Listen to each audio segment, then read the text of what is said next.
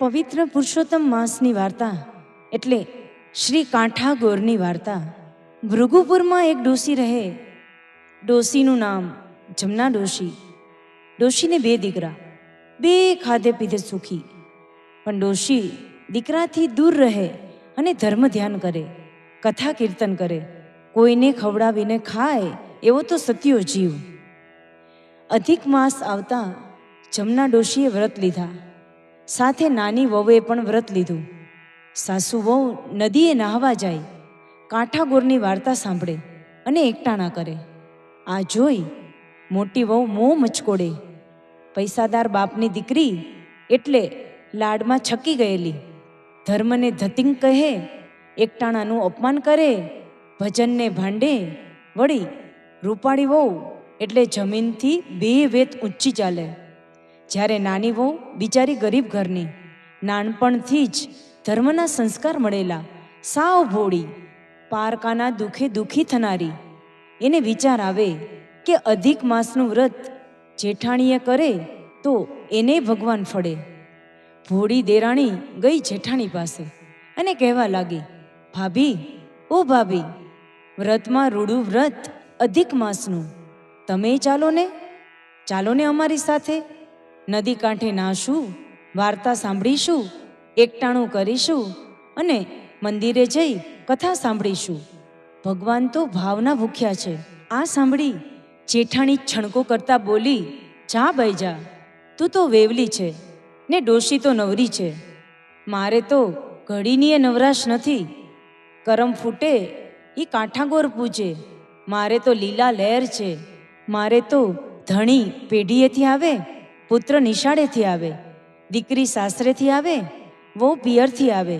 મારે તો 32 ભોજન ને 33 શાક, કપાળે ટીકો ને કાંખમાં કીકો, ઝૂલતું પારણું ને ઘમ્મર વલોણું, ખદબદતી ખીચડી ને સુવાવડી દીકરી। તમારે રહો ભૂખ્યા અને બાંધો પુણ્યના પોટલા। જેઠાણીનું આવું અભિમાન જોઈ બિચારી દેરાણી તો ગડગડી થઈ ગઈ। ભગવાનનું અપમાન ભક્તથી કેમ સહન થાય? એ તો ગઈ સાસુ પાસે। ત્યારે સાસુમાં બોલ્યા, કરે ઈ ભરે અને વાવે ઈ લણે, એના કર્યા ઈ ભોગવશે। સાસુ વહુ તો પાછા ધર્મ ધ્યાનમાં લાગી ગયા। આ બાજુ અભિમાની જેઠાણી પર કાંઠાગોર કોપાયમાન થયા। ક્રોધ પ્રગટ્યો એવો અમાપ કે કાંઠાગોરે દીધો શ્રાપ। પતિ પેઢીએથી ન આવ્યો, દીકરો નિશાળેથી ન આવ્યો, દીકરીના સાસરિયા કોપ્યા અને સીમના ઢોર સીમમાં જ રહ્યા। જ્યાં સુખની છોડ ઉડતી હતી ત્યાં કાગડા રોવા લાગ્યા। અભિમાની જેઠાણીના તો ગાત્ર ગળી ગયા। સુખમાં સાંભળે સોનું અને દુઃખમાં સાંભળે દેવ। જેઠાણી તો ગઈ દેરાણી પાસે, રડતા રડતા કાળા કેરની વાત કરી। દેરાણી એને ચીકણી સૂંઘતા સાસુ પાસે લઈ ગઈ। જેઠાણી તો લાકડીની જેમ ડોશીના પગમાં પડી ગઈ। માડી, મારે તો ધણી ગયો ને દીકરો ગયો, ઢોર ગયા, ઢાંખર ગયા, સવડા નાખું તો અવડા પડે, માટે માર્ગ ચીંધો, તમે કહો એ માર્ગે હાલીશ। ત્યારે સાસુ બોલ્યા, વહુ, તે કાંઠાગોરને ગાળો દીધી, એનો આ પ્રતાપ છે। કાંઠાગોર રીઝે તો રાજ દે અને ખીજે તો ખેદાન મેદાન કરે।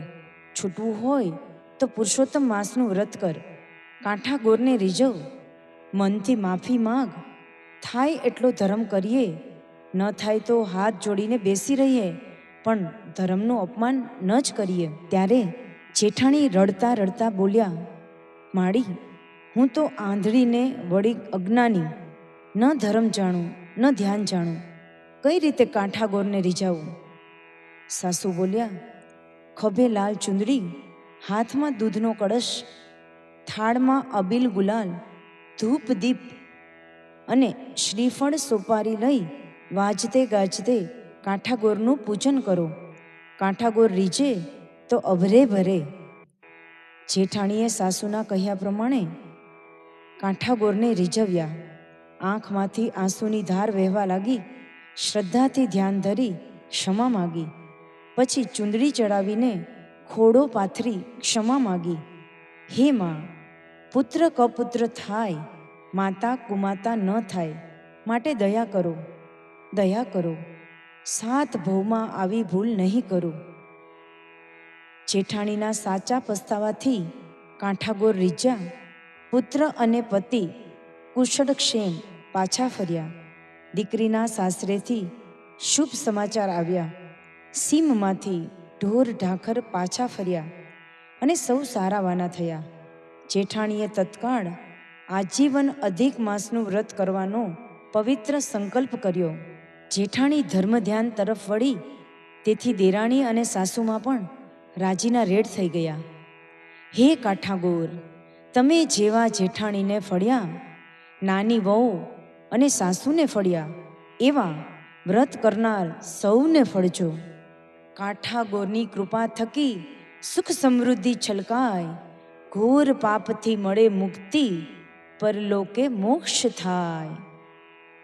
શ્રી પુરુષોત્તમ મહારાજની જય.